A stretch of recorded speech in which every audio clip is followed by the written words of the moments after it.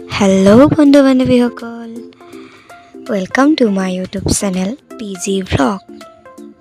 আহক আজি আমি যাওঁ চিৰিয়াখানা চাবলৈ। আৰু তাৰ আগতে আমি এটি সুন্দৰ পৰিৱেশৰ আমেজ লৈ ৰেলৰ ডবাত উঠি গুৱাহাটীলৈ বুলি ওলালোঁ। চাওকচোন কি সুন্দৰ পৰিৱেশ,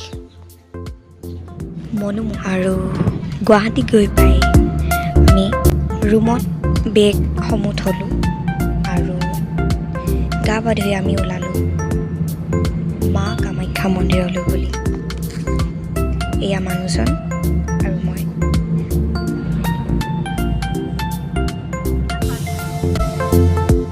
আৰু মন্দিৰতে আমি দুই সেৱা লৈ ভিডিঅ' সলনি ফটোকে ল'লোঁ 2 কপিমান। আৰু ইয়াৰ পাছতে আমি ওলালোঁ চিৰিয়াখানালৈ বুলি। এয়া চিৰিয়াখানাৰ ভিতৰ দৃশ্য।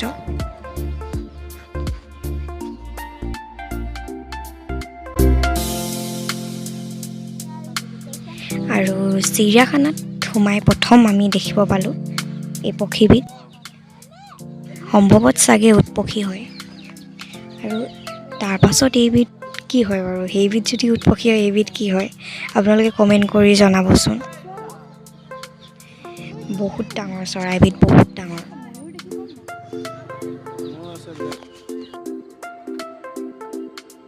আৰু এয়া চিৰিয়াখানাৰ মাজ ভাগত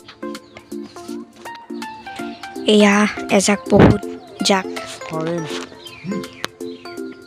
আৰু এয়া চাওকচোন কেটেলা পহু। সৰুতে কিতাপত পাইছিলোঁ কেটেলা পহু। আৰু এয়া শান্তিপ্ৰিয়ভাৱে বিচৰণ কৰি থকা এই হৰিণাৰ জাকটো।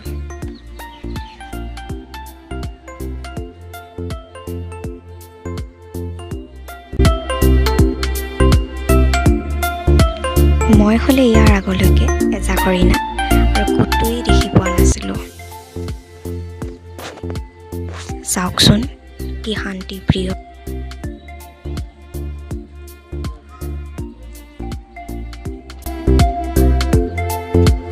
আৰু ইয়াৰ পাছতে আমি আহিলোঁ সৰ্পগৃহলৈ বুলি। এয়া চকত।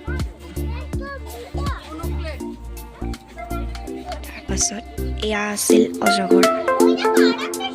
হয়তো চিৰিয়াখানা যোনেই গৈছে আপোনালোকৰ ভিতৰত দেখিছে হয়তো প্ৰায়ভাগে। আৰু এই প্ৰজাতিটোৰ নামটো জানিবলৈ নহ'ল,